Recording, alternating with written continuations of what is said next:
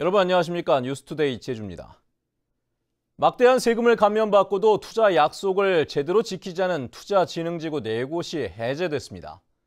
하지만 사업 초기에 감면해줬던 세금은 추징할 수 없어 제도가 허술하다는 논란도 일고 있습니다. 박주영 기자입니다. 공유수면 8만여 제곱미터를 매립하며 환경 파괴 논란을 일으켰던 2호 유원지. 4,200억 원을 투자해 호텔과 콘도, 요트 계류장 등을 짓겠다며 투자진흥지구로 지정받았습니다. 이에 따라 취득세와 개발 부담금, 재산세 등 수십억 원을 감면받았습니다. 하지만 바다만 매립한 뒤 사업은 중단됐고 8년째 방치되고 있습니다.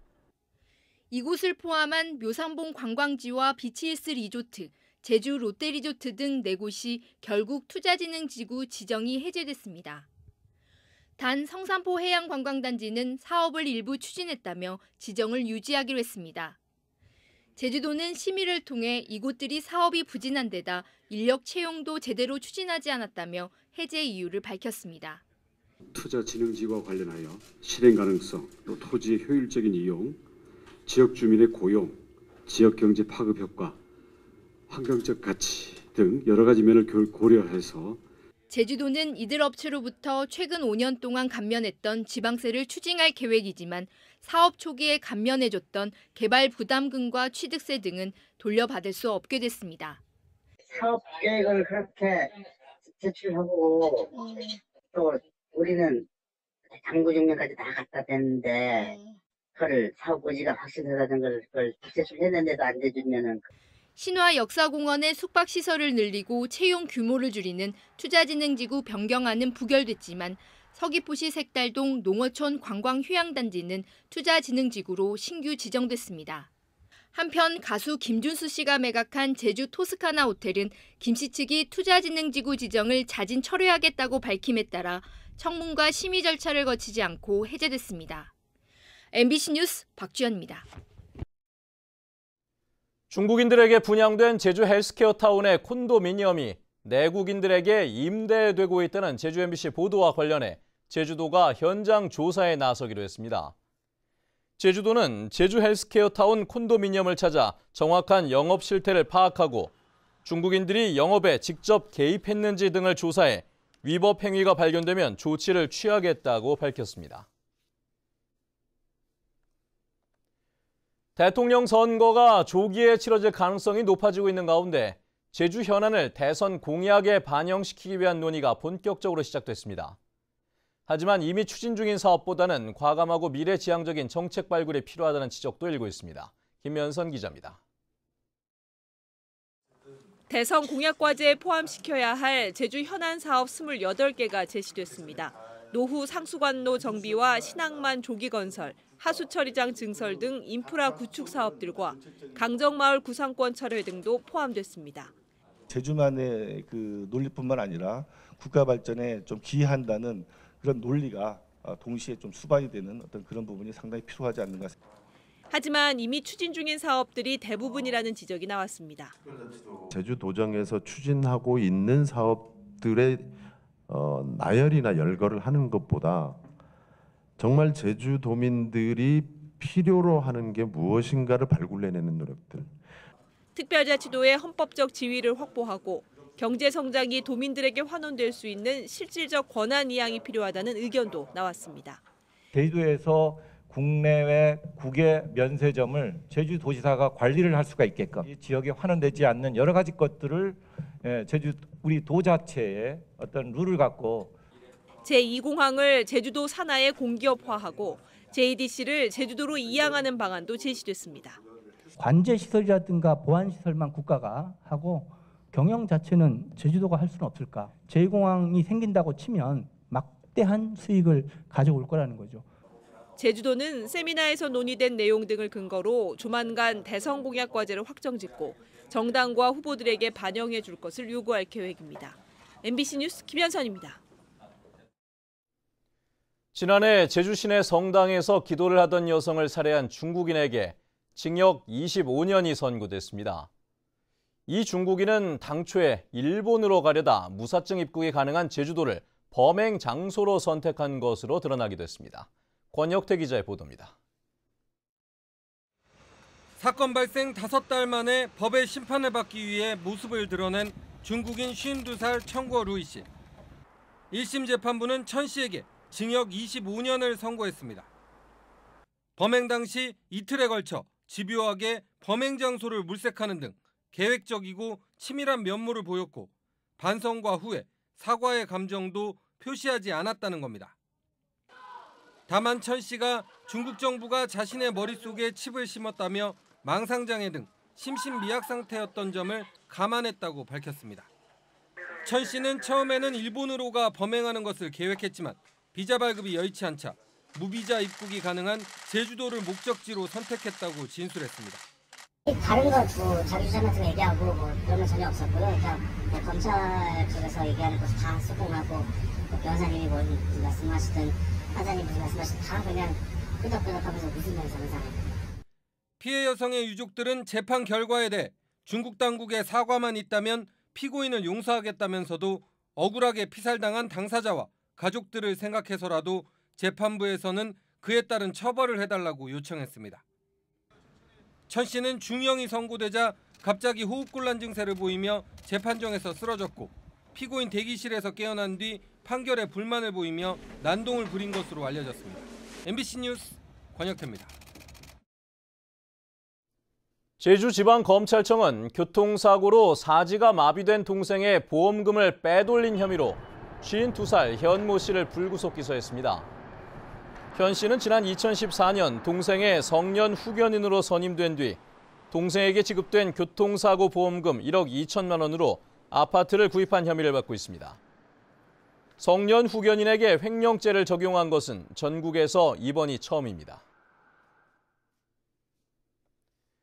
장애 학생의 교육을 위해서는 전문성을 갖춘 특수교사 확보가 무엇보다 중요하죠. 그런데 도내 특수교사가 제대로 충원되지 않아 일반 교사가 교육을 맡고 있는 실정이라고 합니다. 홍수연 기자가 취재해봤습니다. 퇴근 시간 제주도 교육청 앞. 현직 교사들이 특수교육의 정상화를 요구하며 피켓을 들고 나섰습니다. 특수교육을 전공한 교사는 부족한데 충원이 제때 되지 않아 장애 학생들의 학습권이 침해당하고 있다는 겁니다. 초등교사는 교육부가 허가한 총 정원제를 초과하여 뽑습니다.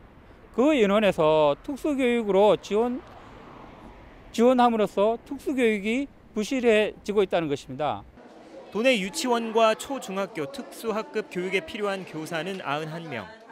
이 가운데 초등학교의 경우 특수교사가 부족해 10여 개 학급은 특수교육 자격증을 가진 일반 교사가 지도를 맡고 있습니다. 하지만 전직을 하지 않고 업무 지원 형태로 학급을 맡다 보니 전문성이 떨어진다는 지적이 나오는 상황. 지난해부터 특수학급을 맡은 일반 교사에게 주는 승진 가산점제는 폐지됐지만 인사를 위한 점수 따기 도구로 악용되고 있다는 비판은 여전합니다. 그 수가 이제 줄어들고 있고 이제 개가수마다 이제 특수가 확보해가지고 점점점 줄어들고 있고 이제 조만간 2~3년 내에 다 그걸 해결될 걸로 지금 보고 있거든요. 전교조 제주지부는 교육청이 특수교육의 중요성을 무시하고 있다며 문제가 해결될 때까지 1인 시위를 계속하겠다고 밝혔습니다. MBC 뉴스 홍수연입니다. 신관홍 제주도의회 의장은 어제 임시회 폐회사에서 제주항공 예약 콜센터 존폐 문제는 미리 대비했더라면 조치가 가능했다며 도정의 미숙한 대응을 비판했습니다. 신 의장은 통찰력 있는 업무 수행으로 예견되는 도민들의 고통을 미리 차단할 수 있도록 지혜를 모아야 한다고 강조했습니다. 이번 임시회에서는 제2차 국제자유도시 종합계획 수정계획과 생활임금 조례안이 통과됐습니다.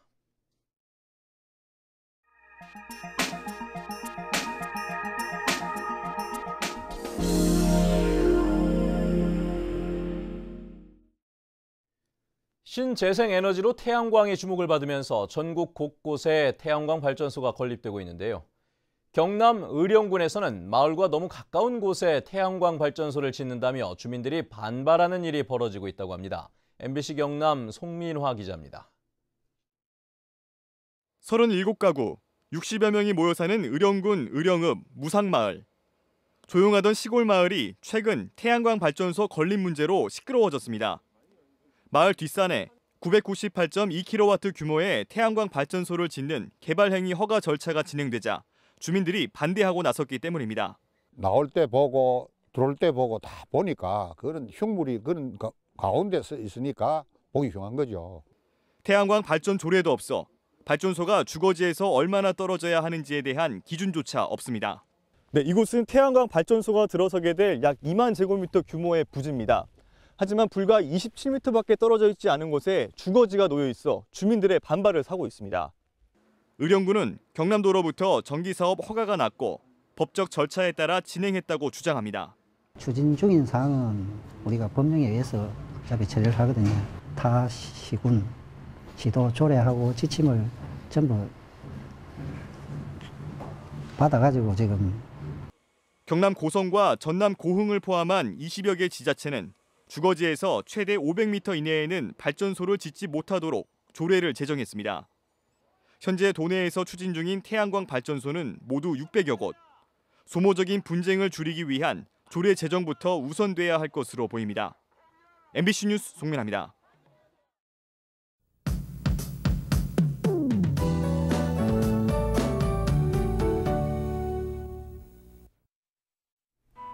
네, 밤사이 내리던 비는 대부분 그쳤습니다. 하지만 남동부를 비롯한 일부 지역에는 약하게 빗방울이 떨어지는 곳이 있는데요. 다행히 낮부터는 점차 맑은 하늘을 드러내면서 활동하는 데 큰 지장은 없겠습니다. 다만 오늘은 다시 추위에 대한 대비를 하셔야겠는데요. 아침 출근길 기온은 10도를 웃돌고 있지만 점차 찬바람이 강하게 불면서 기온이 급격히 떨어지겠습니다. 절기상 우수인 내일은 아침 기온이 2도까지 곤두박질 치겠고요. 오늘 아침까지는 짙은 안개가 끼는 곳이 많은 만큼 차량 운행에도 각별히 유의하셔야겠습니다. 다음은 자세한 지역별 날씨입니다. 네, 출근길 북부 지역의 기온 13도 내외로 기온이 크게 올라 있는데요. 하지만 낮부터는 찬 공기가 내려오면서 기온이 아침보다 4도가량 낮겠습니다. 네, 현재 서부 지역의 기온 12도에서 13도, 낮 기온은 9도 안팎이 예상되고요. 남부 지역은 낮 동안에도 비교적 포근하겠지만 해가 지고 나면 기온이 떨어지면서 부쩍 추워지겠습니다. 네, 오늘 아침 동부 지역은 평년 기온은 10도가량 웃돌고 있는데요. 낮 기온은 예년 이맘때와 비슷하겠습니다. 이 시각 현재 산간 지역에는 짙은 안개가 낀 곳이 많은 만큼 앞차와의 거리를 넉넉히 두고 안전운전 하셔야겠고요. 섬적 대체로 흐린 가운데 기온은 12도 내외로 출발하고 있습니다. 해상에는 풍랑예비특보가 내려진 남쪽 먼바다를 중심으로 물결이 점차 거세게 일겠고요. 오늘 아침 항공기 이용하시는 분들은 현재 제주공항에 윈드시어 특보가 내려져 있다는 점 참고하셔야겠습니다. 네, 휴일인 모레는 기온이 0도까지 떨어지면서 반짝 추위가 예상되는데요. 당분간 들쭉날쭉한 기온 변화에 건강관리 잘 하셔야겠습니다. 날씨였습니다. 소방장비 납품업체로부터 뇌물을 받은 혐의로 구속됐던 소방공무원이 재판에 넘겨졌습니다. 제주지방검찰청은 지난 2012년부터 5년 동안 납품업체 대표 2명에게 2,500여만 원을 받고 입찰 정보를 미리 알려준 혐의로 소방공무원 37살 강 모 씨를 기소했습니다. 또 강 씨에게 뇌물을 건넨 혐의로 입건된 소방장비업체 대표 2명은 불구속 기소했습니다.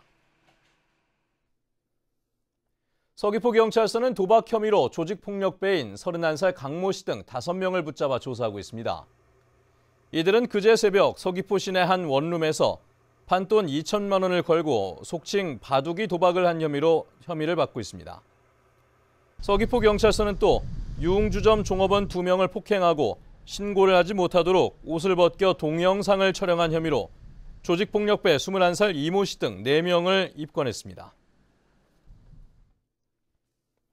제주 서부경찰서는 강도 혐의로 32살 A씨에 대해 구속영장을 신청했습니다.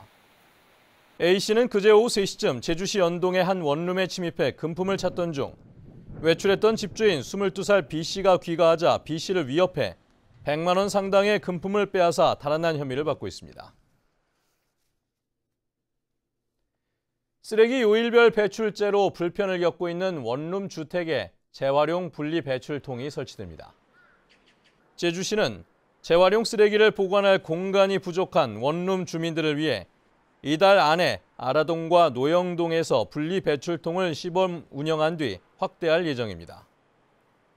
이에 따라 원룸 주민들이 재활용 쓰레기를 분리 배출통에 버리면 관리인이 요일별 품목에 맞게 주변 클린하우스에 버리게 됩니다. 제주 지역 소비자 상담 건수가 급증한 것으로 나타났습니다. 한국소비자원에 따르면 지난해 제주 지역 소비자 상담 건수는 6,600여 건으로 재작년보다 6.1% 증가해 전국에서 두 번째로 높은 증가율을 보였습니다. 특히 차량용 블랙박스 관련 상담은 165%나 늘었고 상조 서비스도 96% 증가했습니다. 제4회 국제전기자동차 엑스포가 다음 달 17일부터 23일까지 서귀포시 중문관광단지에서 열립니다.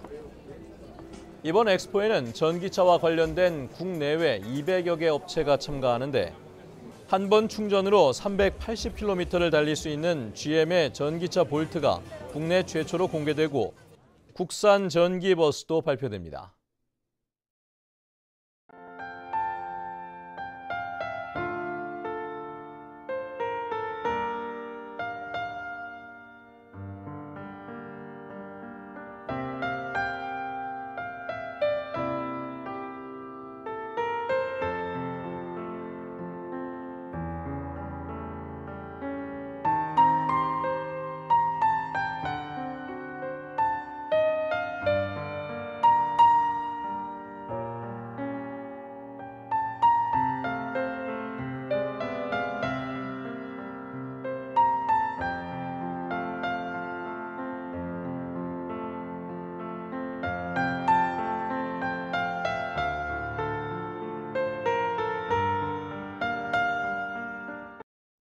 네, 뉴스투데이 제주를 마칩니다. 시청해주신 여러분 고맙습니다.